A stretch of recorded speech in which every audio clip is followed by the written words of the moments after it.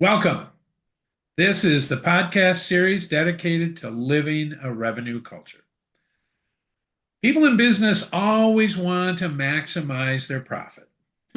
What they don't always realize is to do that, you first have to optimize your people.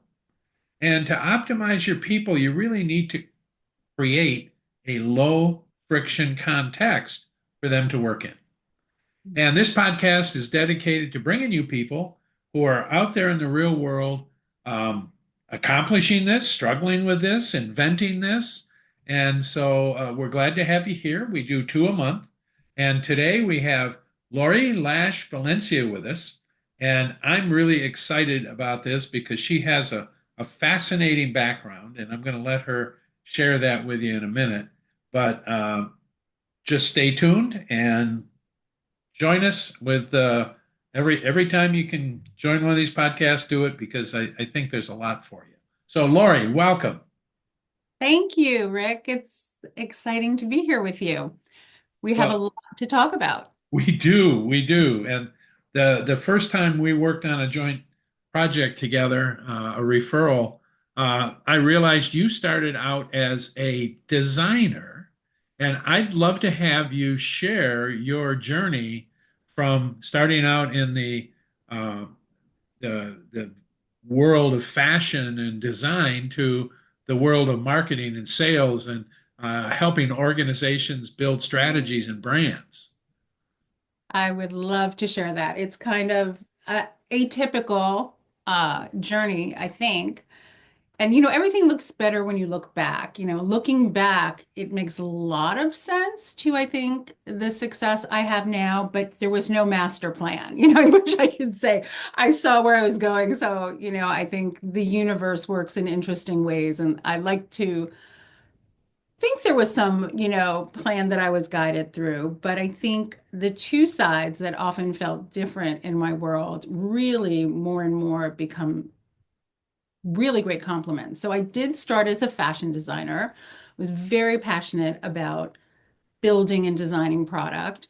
And I did that for, I don't know, a good 10, 12 years on the design side. And I was very fortunate to work for somebody who really let me learn the whole industry. So it wasn't just, designing clothes, it was understanding manufacturing and the trend side of it and the So, costing side of it and the supply chain and distribution. So a really 360 view of it.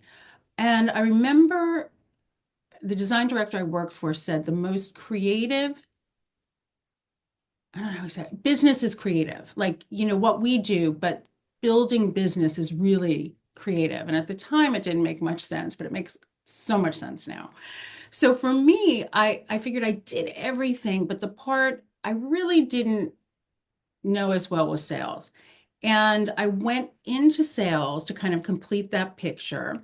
And then got tapped in 2010 for a fit technology company that was looking for someone that understood, apparel and retail, but also tech.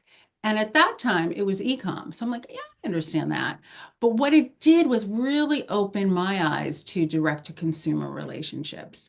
And, as a designer, all I ever wanted was for people to wear my clothes. I wanted that yeah, relationship. yeah, yeah, Technology was the side that was actually doing it, right? There was no middleman. You could like yeah, understand your consumer, you could talk to them, you could realize the revenue between manufacturing and yeah, like yeah. consumer.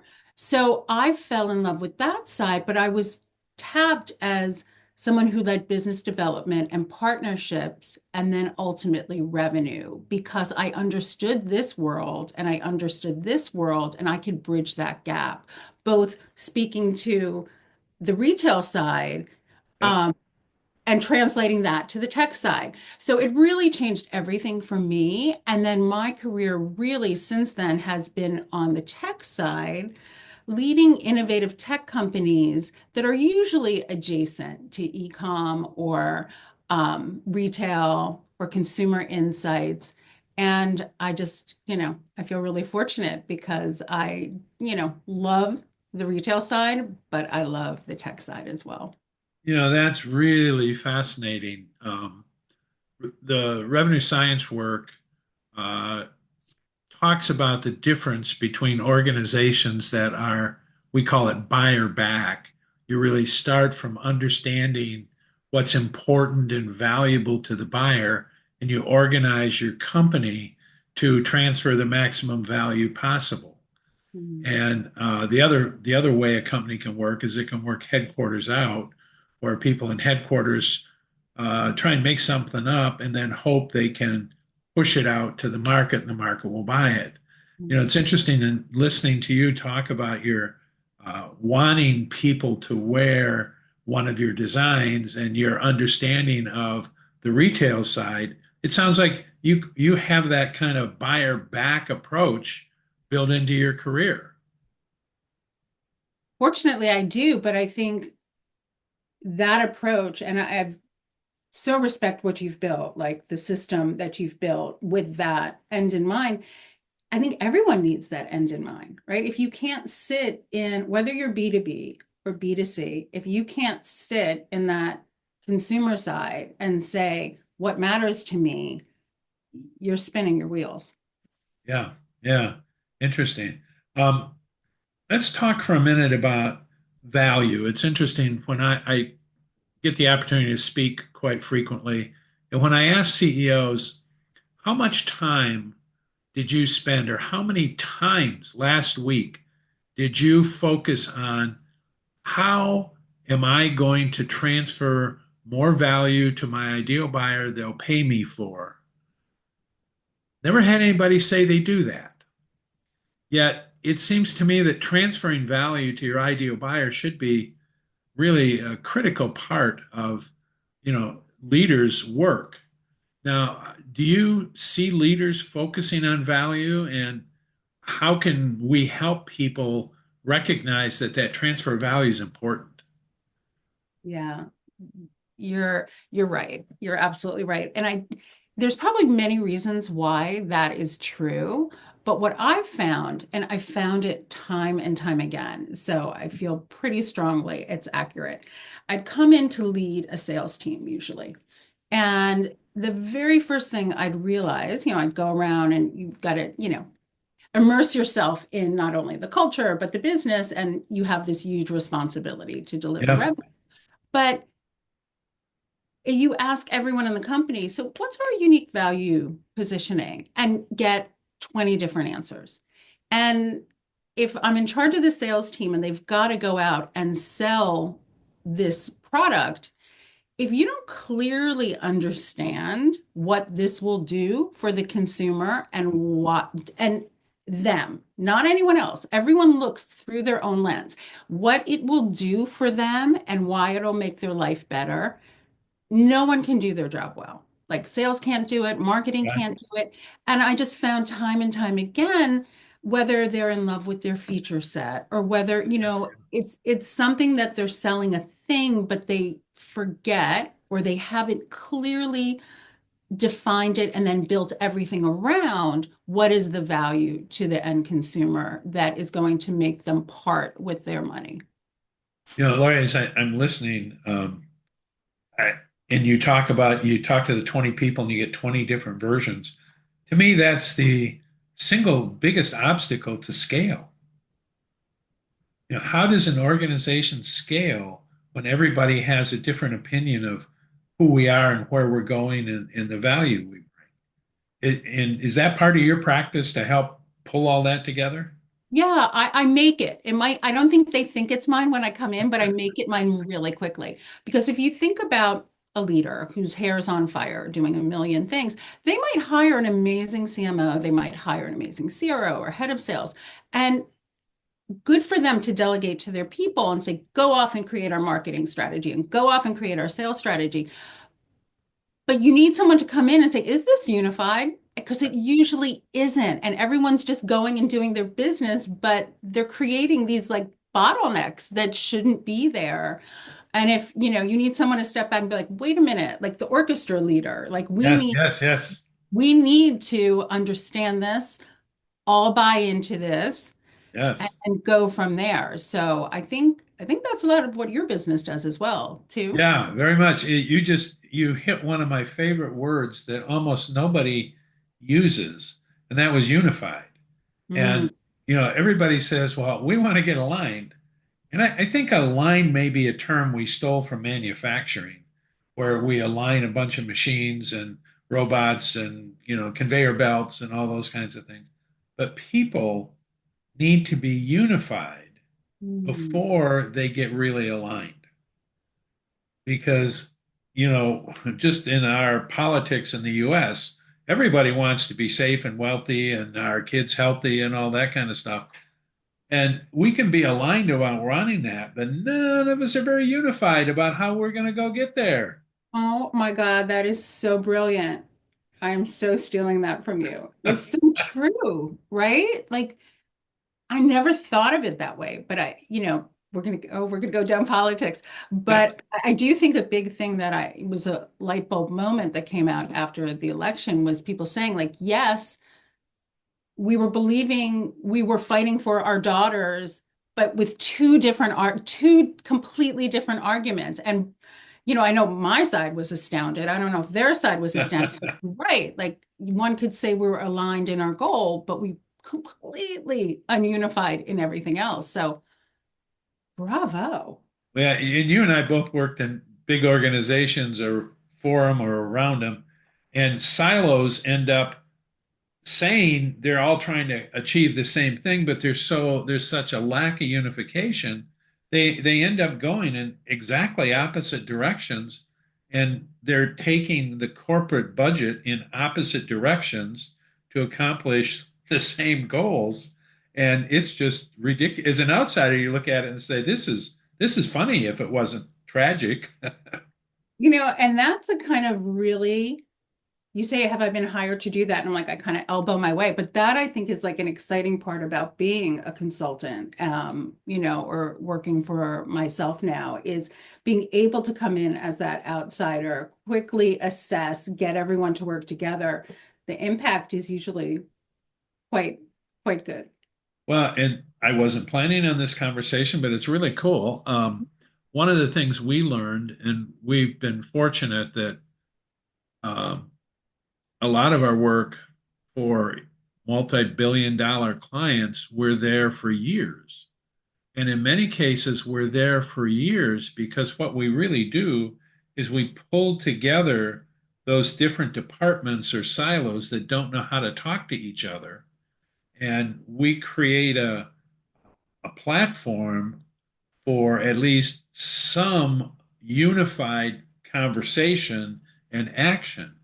And, you know, try and teach new consultants if you can get two silos to work together, both of them need you anytime they have to work with other silos.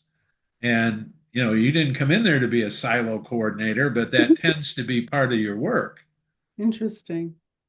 Yeah, So that's when you use the word unified, when we think about this, there's research now that talks about how important purpose is for an organization. Do you deal with that or help create that or identify that as an opportunity or an inhibitor in your work? there's a couple ways that resonates with me. So yes, and I think some companies are built on purpose, right? Yep. So you can go into an organization that has a true purpose. I think it's desirable to many people. I think there's a huge amount of people out there that wish they could work for a purpose-led company. Um, and it'll be interesting again to see the dynamic culturally as we move forward. That I think we're talking about a bit later. But another thing that, is maybe more tactical about purpose is I found as I've come in to lead revenue teams, I think the company needs a true north always, right? Because you're going to rally the troops around a true north, and that's definable, right? If you do the work, you can define it, you Yep. can, create assets around it, explain it, and everyone could go. But what I found is my sales team, I'll use that as an example, what motivates them, what's purposeful to them might be different.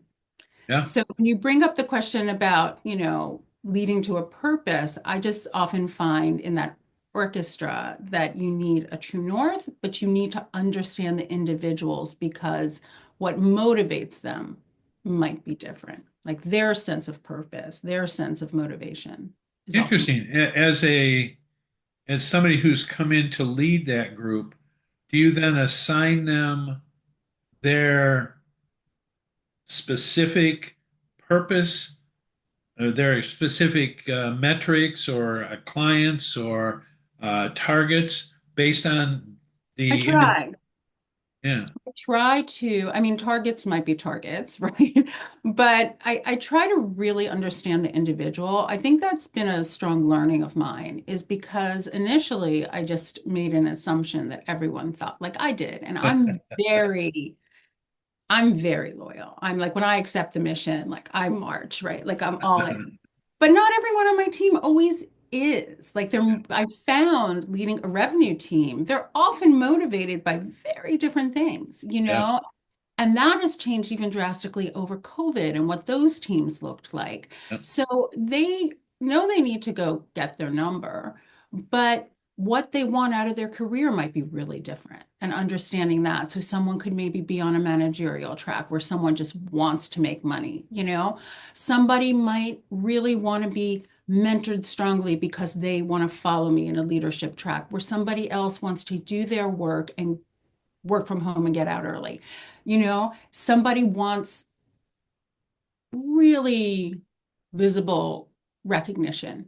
Somebody Oh else yeah. would not care about that, just Yeah. want the Yeah. money. So I think it's been a really, really interesting learning for me to learn, to get the orchestra to really work well, that you cannot blindly assume everyone wants the same thing. It's interesting. As I was listening to you, I was linking back to when I actually had jobs and realized that a lot of the people I worked with uh, loved the technology of what we were doing, less so than the business outcomes we could create. And so they like to go into the client and talk about how cool the technology was and where it came from, and how it could fit inside a stack or something like that, as opposed to talking about if it fits in the stack, you can make a lot more money or you have a lot less risk. And others, myself being one, I never cared about the details of the technology, but I could talk about the immense benefits of doing it this way. And that's an interesting way to think about it. Yeah, yeah, we learned the hard, and why you've probably been the leader of that is, ultimately, if you're selling into the owner, they want what you want to tell them. Like they might not want to understand the feature set, but there is a role for the person that does Oh love it. yeah, absolutely. But Someone needs to like love it, understand it, explain it, integrate it. But yeah, you see how different, and if you assume it, those are surprising moments where you're like, oh, okay, you don't like this part. This is, because we're so passionate about a yeah, certain. yeah, interesting.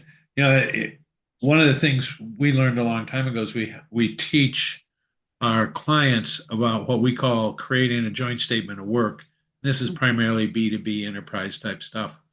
And when you do the joint statement of work, and one of the things we've identified, but I don't think we had the logic you just gave it, was you need to have at least two people on the buyer side and the seller side.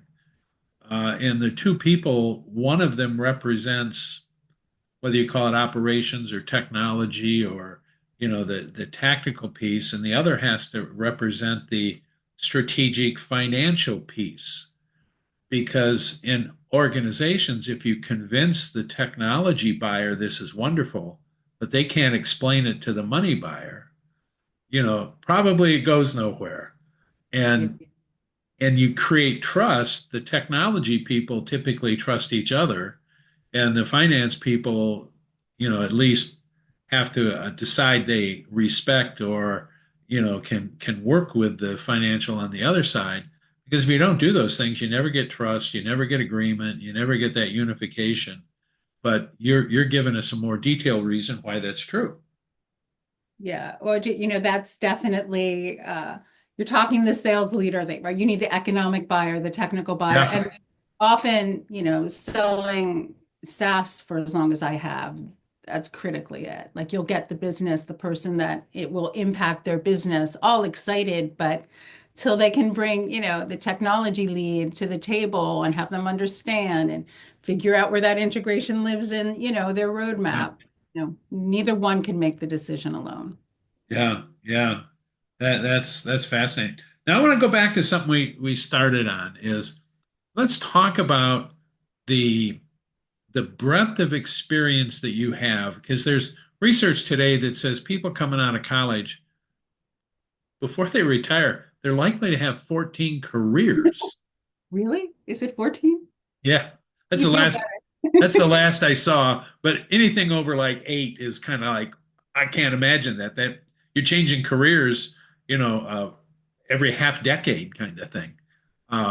And I did that, but I thought I was rare, and you did that, so maybe not 14, but certainly some change.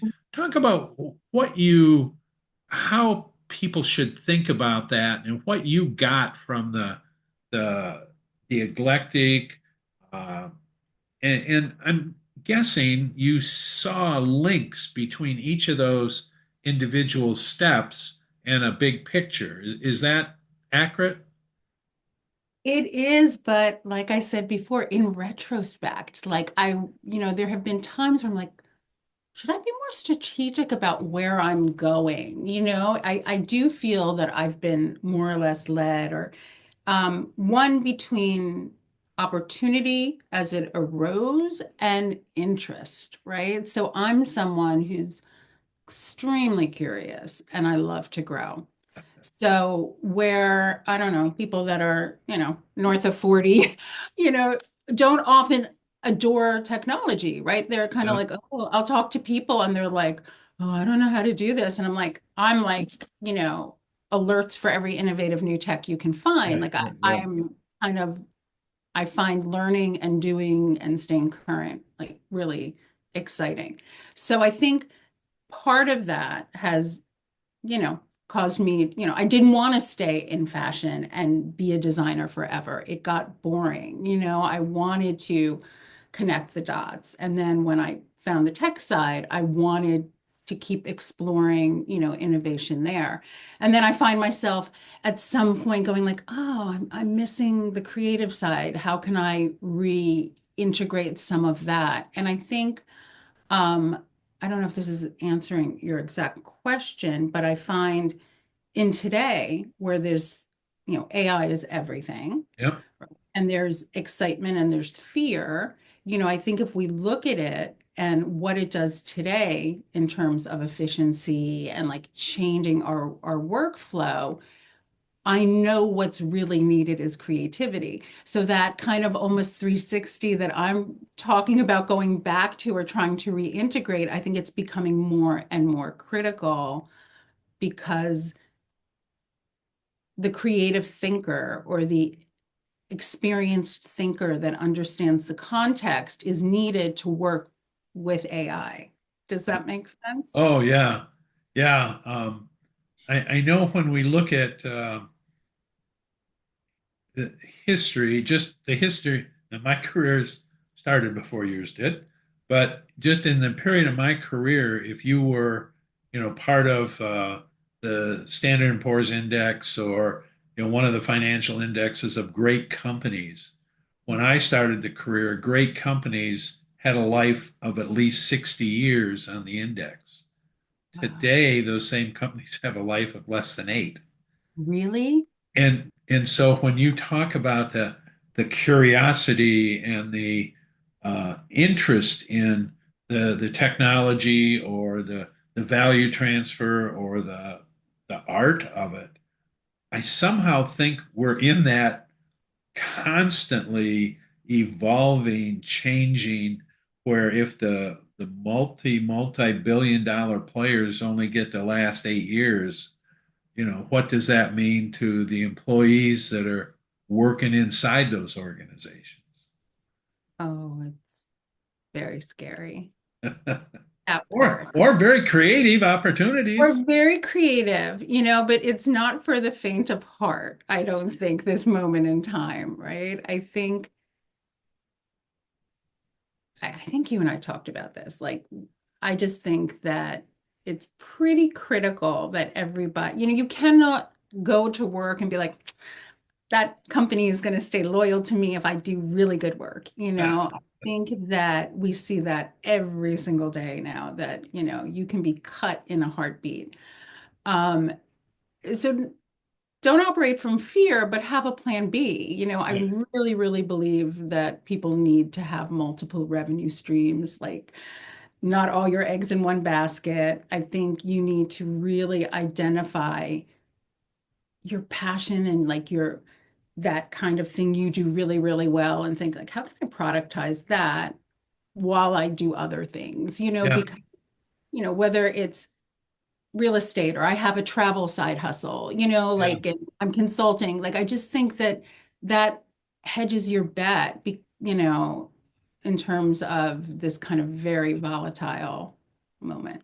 Well, and not only does it hedge your bet, but in some cases, it's your first step into that next new career that you're probably going to have. And the other one that always gets my attention is the kind of the long tail thing where um, so many things that were made vinyl records. I mean, like big, gone back kind of, and I think there's going to be a lot of that in our lives that, if we really were good at using, your example, there may be wonderful places for design again in your life for fashion. And I think a lot of us could have those kinds of experiences. Yeah. And I think having multiple things that you're working on is also delightful in a way Yeah. because, any given day where something feels heavy or you're just not interested in working on it, but you have something else that could light you up, I think it just helps create like a more joyful experience, which at first glance, it might seem stressful, like, oh my God, why do I have to have four jobs, or three jobs or two jobs? But trust me, there is this level of it makes me calmer. It allows me to work on things that are funner. It diversifies the Yep. people I work with.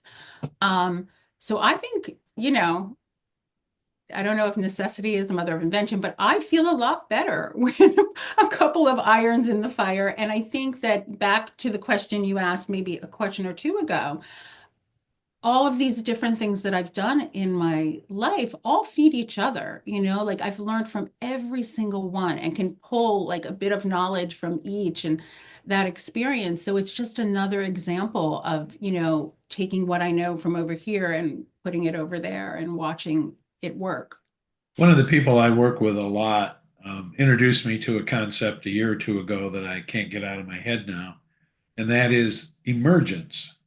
And Ooh, there's a body of study on why do things emerge and how do they emerge and become mainstream.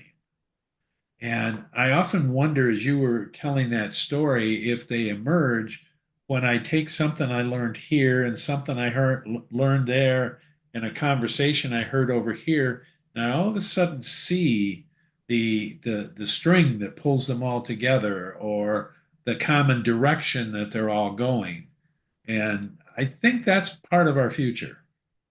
ooh, I want to know more. I'm going to interview you now. Tell me more. That's really interesting.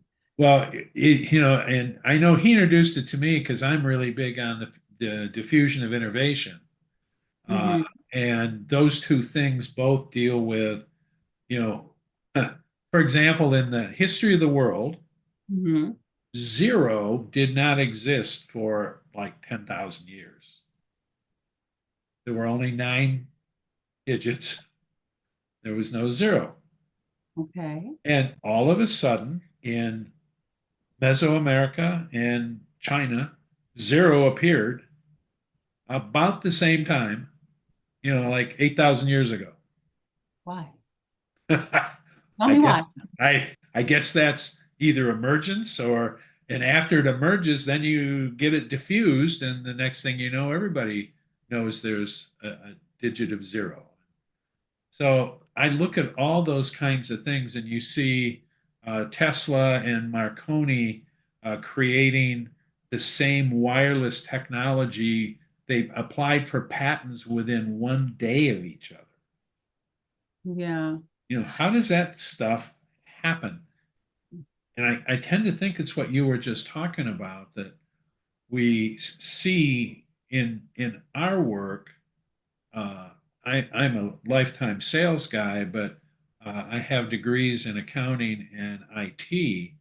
And when I look at what we've created over this last 35 years, there's a heavy dose of both IT and accounting in the revenue part of our work because it creates metrics, it creates scale opportunity, it does a whole series of things that, as you talked earlier, if you don't have that kind of common approach in a way to pull people together, and I think there's this emergence thing going on.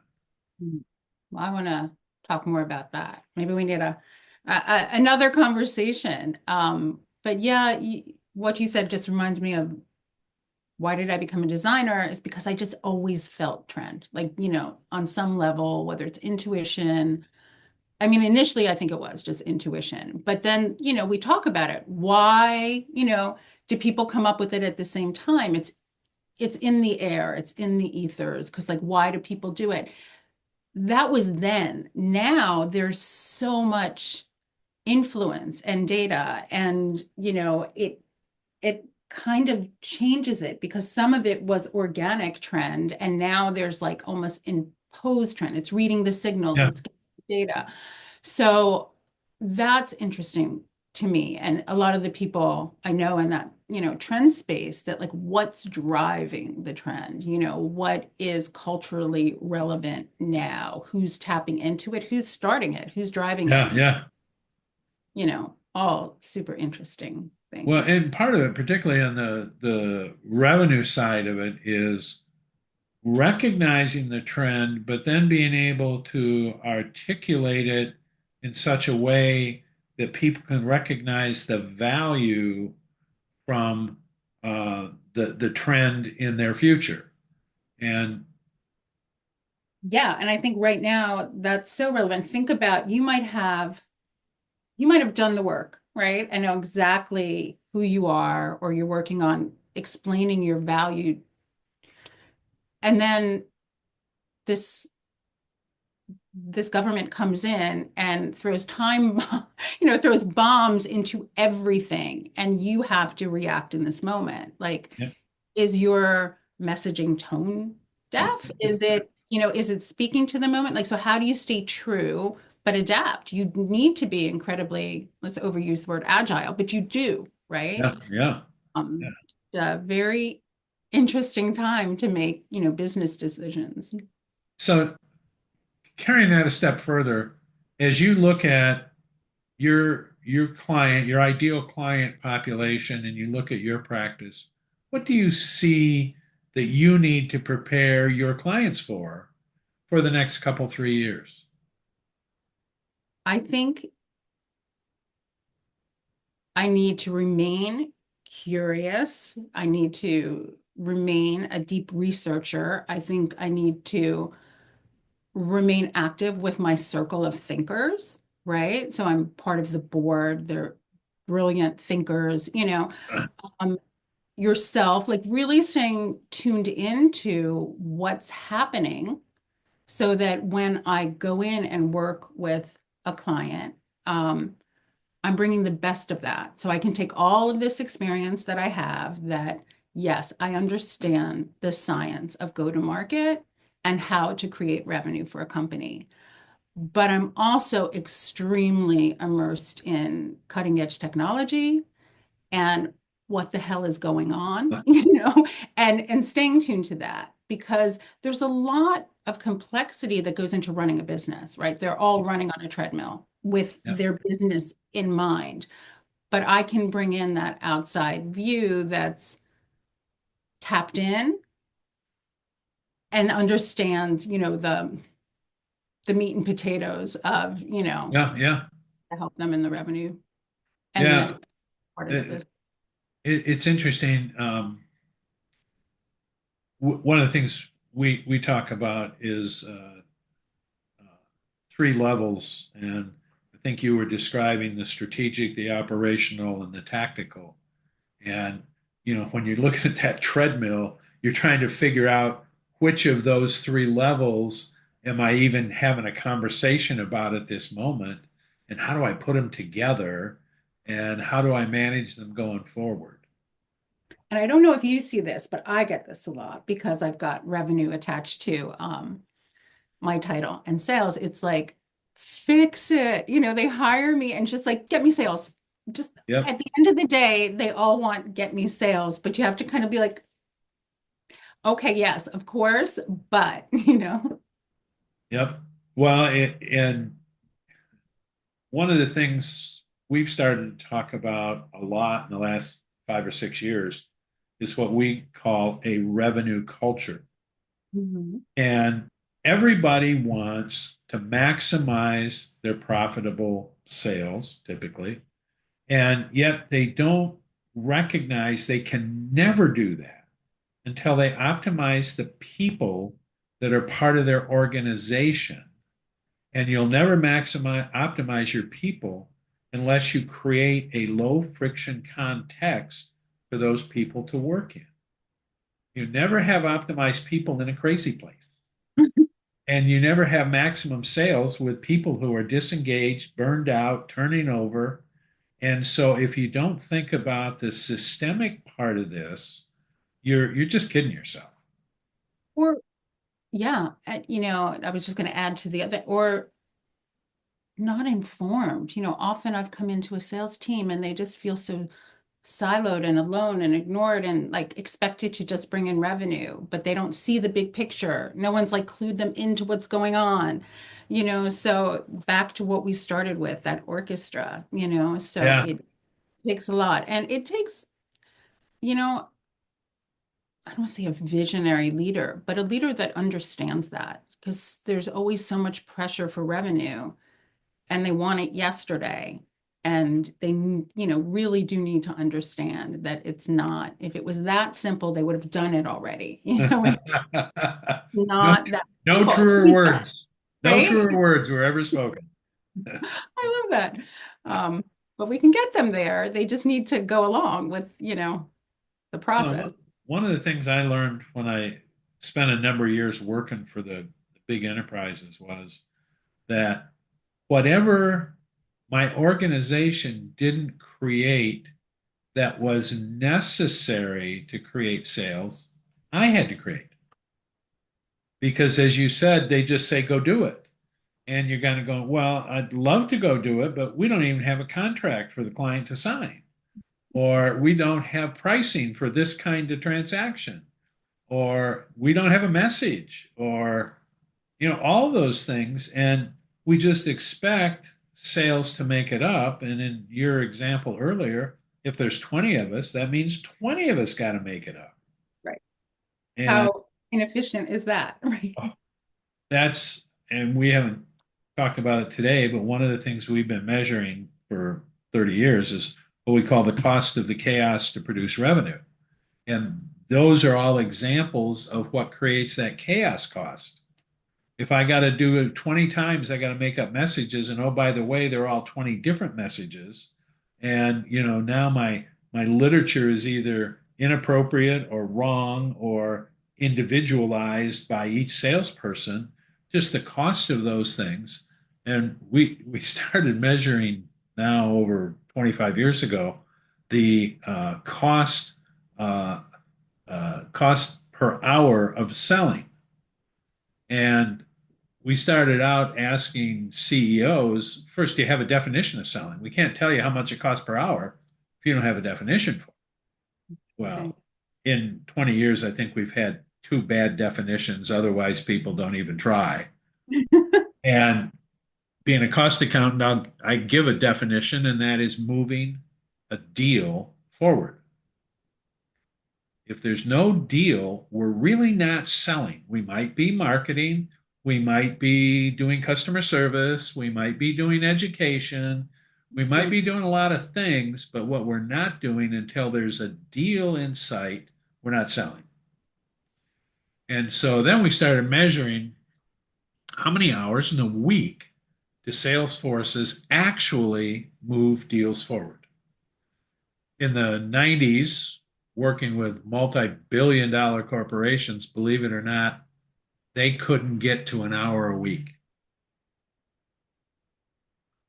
Interesting. They for some reason, always ended up at 47 or 48 minutes a week. Really? Their sales team? Yeah. That When we did this with Johnson and Johnson, their teams worked 60 hours. They had sales meetings on Sundays, Mhm. but they only sold four.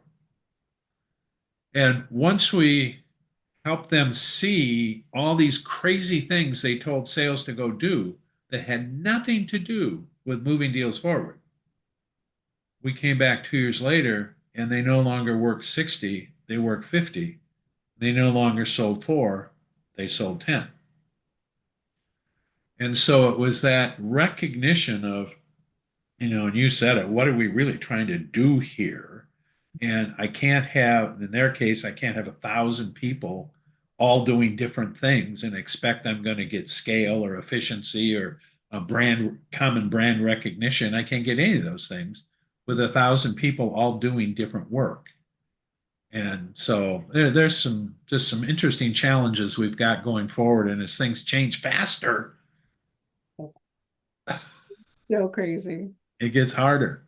So in the last few minutes, what do you think we should be thinking about when it comes to growing sales, growing revenue, adding more value to the market? In this next couple of years, we won't go beyond 2 years. Who knows what's going to happen? But what should we be thinking about? The next 2 years. I think a little bit of what we've said thus far. The next 2 years, I mean, it's so uncertain. And in a weird way, I feel like it's like COVID. When things get uncertain, people get stuck, right? They stand in the middle of the road going, what should I do? So like the tendency is to kind of do nothing, from a revenue perspective, whether you're trying to sell things and people are like, I don't know if I can spend money. I don't know if I should spend money. I don't know what to. So I think we need to lean into real authenticity. Like, what is the goal? Who are we? How can we tell that story? How does that story matter in this moment? So I think from the business side of you, I think you need to be wise, be authentic, and keep going. I think from the personal point of view, what I said before, hedge your bet. I don't think we're going into a cycle where getting a job feels easy, realistic, safe. I think that, we're going to go through more cost cutting and people are the first expendable thing. It's so Yeah, sad. They look at the balance sheet and they're like, and that's such a hard thing. It is so hard because people invest so much, they care so much. It's yeah, their livelihood, but it's also their sense of identity. And when yeah, that taken away, not only do you financially spiral, but you emotionally spiral. So that's why I'm such a strong believer in think about diversifying wherever you are in that spectrum. If you've got a yeah, great job, still think about it. If you don't have a job, think about it. Because I think that it's still so rocky. There's still so much going on and so much change. I think stay open to technology, learn about it because it's here, it's not going away. So don't like get in your little bubble and spend some time thinking about like what your special value is and how you can monetize that. So Well, yeah. Two things just there was so much in there. The first one, the simple one, when you talked about COVID and standing in the middle of the road, uh, during the COVID period, one of the most common elements of any conversation was pivot. And whether it's the engineering definition of pivot or the basketball definition of pivot, you plant your something in the center and you spin around. And as you were telling the middle of the road story, I'm going, I get so tired of people telling me they're going to pivot because the world is rushing past you and you've planted something in the middle of the road and just watching the world rush past you. And Well, think about organizations, bigger organizations. Like you've got all these functions, whether it's buyers or technology, salespeople, like all the functions, but then they have a leader and the leader doesn't know what the hell to do. So yeah, nothing happens, right? They might need to adapt, they might need to stay true, they need to, but what often happens is this kind of stagnation. Um, yeah. and that ripples out and ripples out and ripples out, you know? The other thing that just uh, gets me emotionally is as you were talking, I was recognizing that when we talk about measuring the cost of chaos, almost half of the cost of chaos is in some form of employee disengagement, burnout, turnover, um, those kinds of things where the employee wants something to do that's meaningful and important. And yet we're not making that easy. As a matter of fact, we're typically making it really hard for the employee to be creative, innovative, collaborative. And, we're kind of forcing them to just show up, do the minimum, and go home. And when we look at companies that are massively successful, their capacity by person is 5 to 10 times the normal. Company engagement, the norm is 70% disengaged. Best in class is 20% disengaged. Just think of the difference. That's vast. Yeah, it's crazy. And who wants to work at a place where you have to be disengaged to survive the day? No one, right? But that person like might think I've got no choice, Oh, like yeah. thank God I have a job, but it's not safe and it's not fulfilling. So it's really broken, right? Yep. Yeah. And the work you do or I do, where we are trying to create revenue and sales, all of those things kind of come and sit on top of it and hold it down, restrict it.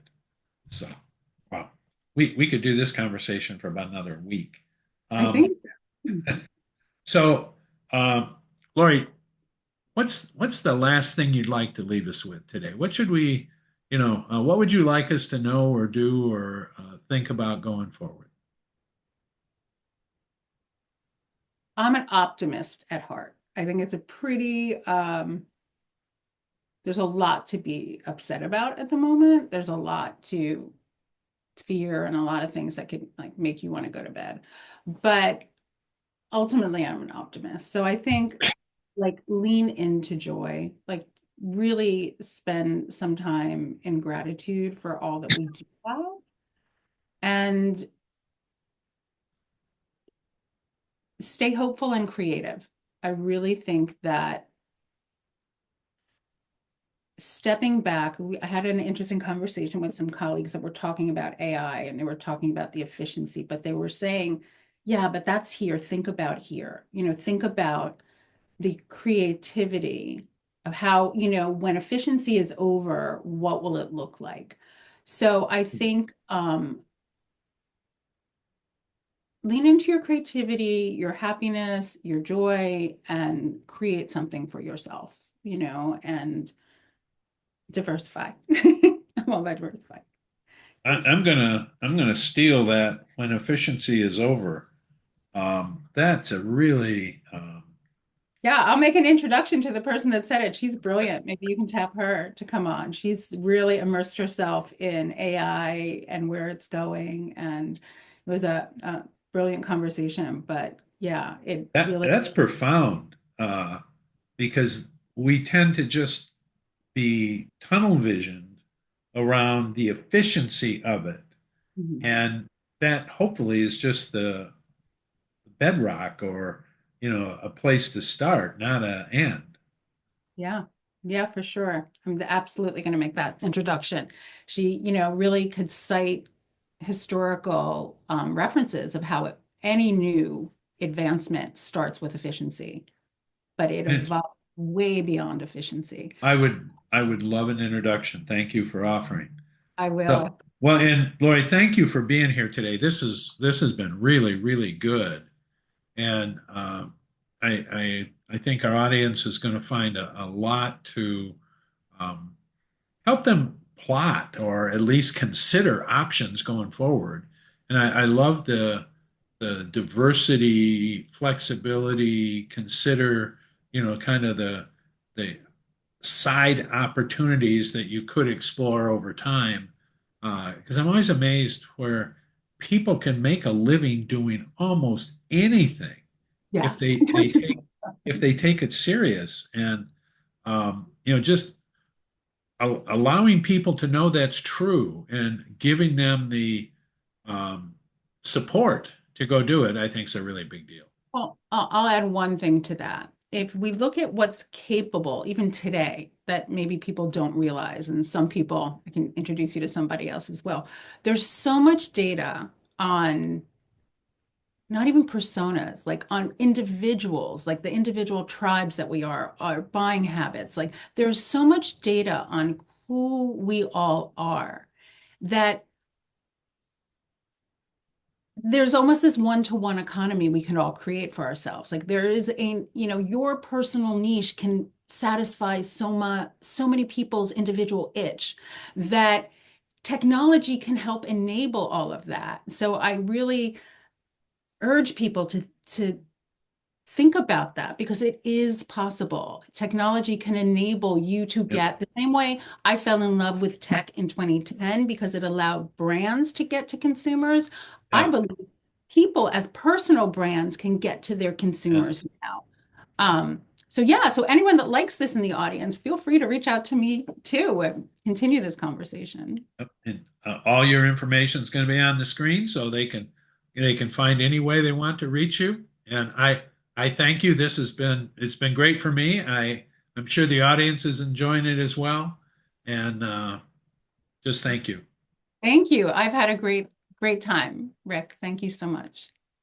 So for those of you watching, we do one of these every 2 weeks, and they live out there on the internet and on our website forever. So you can always come back and revisit it because there's a lot in here to unpack.